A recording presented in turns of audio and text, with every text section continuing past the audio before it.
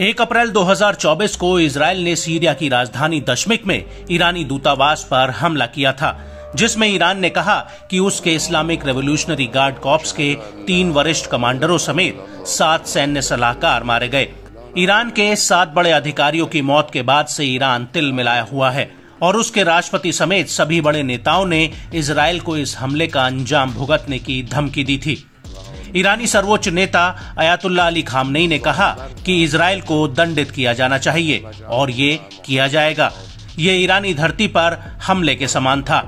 लेकिन इसके जवाब में इजराइल के प्रधानमंत्री नेतन्याहू ने कहा था कि अगर ईरान अपनी जमीन से इजराइल पर हमला करता है तो इजराइल भी उसके ऊपर हमला करेगा।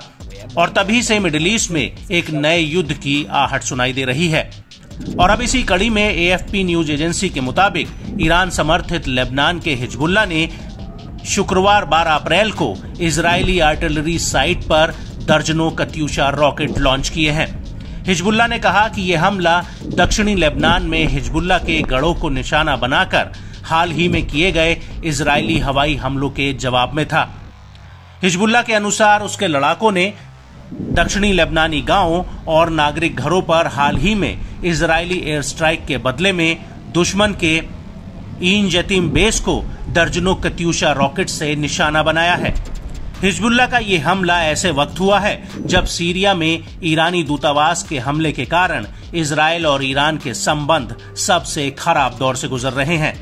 ईरान किसी भी वक्त इजराइल पर मिसाइल या ड्रोन अटैक कर सकता है या फिर वो सीधे हमला न करके उसके प्रॉक्सी हिजबुल्लाह से इजराइल पर कोई बड़ा हमला करवा सकता है। इसलिए हिजबुल्लाह की ओर से किया गया ये हमला ईरान के उसी समर्थन की ओर इशारा करता है। हालांकि जब से इजराइल ने गाजा में अपनी जमीनी कार्रवाई शुरू की है, तभी से हमास के समर्थन में हिजबुल्लाह उत्तरी बॉर्डर पर लगातार हमले करके इजराइल को दहला रहा है। हाल ही में हुए हमले को लेकर इजरायली प्रतिक्रिया भी आई है।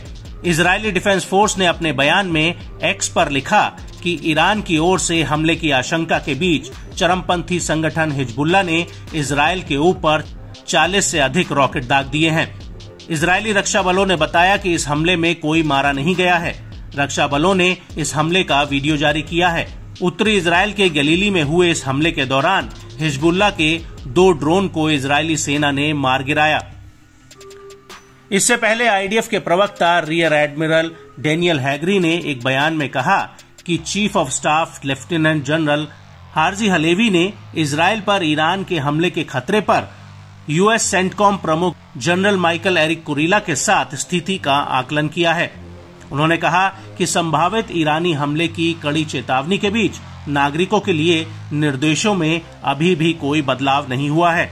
हम पिछले 6 महीने से युद्ध में हैं। हमारा बचाव पक्ष तैयार है और जानता है कि प्रत्येक खतरे से व्यक्तिगत रूप से कैसे निपटना है। हम इजराइल के नागरिकों की सुरक्षा के लिए विभिन्न क्षमताओं के साथ हमले के लिए भी तैयार हैं। डेनियल से ईरान पर पूछे गए सवाल पर उन्होंने कहा कि ईरान तनाव बढ़ा रहा है, क्षेत्रीय तनाव बढ़ाने पर जोर दे रहा है। हम जानेंगे कि ईरानी खतरे से कैसे निपटा जाए। हम अच्छी तरह से तैयार हैं और जानते हैं कि किसी भी चीज का जवाब कैसे देना है। इसके साथ ही इजराइल के लिए अपनी प्रतिबद्धता दर्शाते हुए अमेरिका ने अपने विमानवाहक पोत यूएसएस आइजनहावर को लाल सागर के मध्य से उत्तर में इजराइल की ओर भेज दिया है, जिससे कि ईरान द्वारा दागी गई मिसाइलों और ड्रोन्स को रोका जा सके।